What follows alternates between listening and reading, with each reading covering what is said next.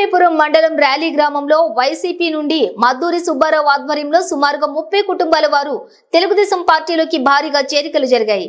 TDP Janasena పార్టీల ఉమ్మడి MLA అభ్యర్థి బండారు సత్యానందరావు కండువ కప్పి తెలుగుదేశం పార్టీలోకి ఆహ్వానించారు.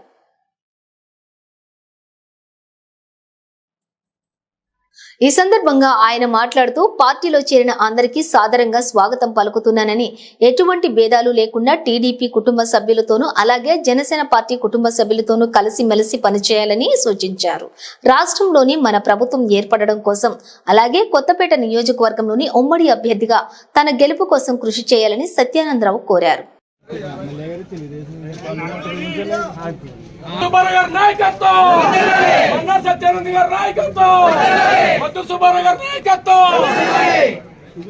ఒక మంచి ఉద్దేశంతో అందరూ కలిసి ఈ అరాచక పాలన అంతమొందించాలని ముందుకు వస్తా ఉన్నారు.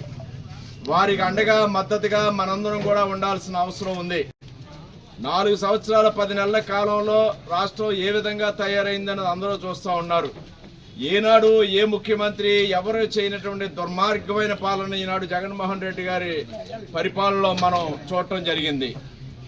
అంతకుముందు ఎవరు కూడా ఇటువంటి పరిపాలన ఎలా చేయొచ్చని కూడా ఎవరు అనుకుని ఉండరు, ఎవరు ఊహించలేదు.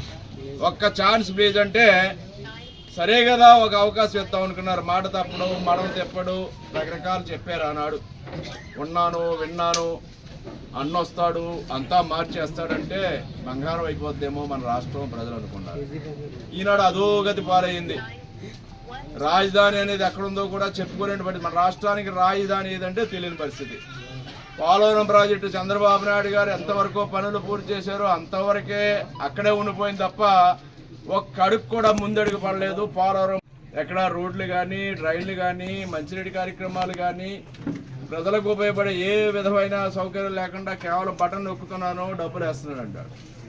గతంలో ఉన్న పథకాలన్నీ రద్దు చేశారు. ఆనాడు ఉన్న అన్న క్యాంటీన్లు లేవు, ఆనాడు ఉన్న పండగ కానుకలు లేవు, ఆనాడు ఉన్న సంక్రాంతి కానుకలు లేవు, ఆనాడు ఉన్న చంద్రన్న బీమా లేదు. ఆనాడు ఉన్నటువంటి ఆనాడు ప్రజలందరికీ కూడా మరుగుదొడ్లు కానించి ఈది దీపాలు కానించి ఏది అవసరం అనుకుంటే చేసేవారు.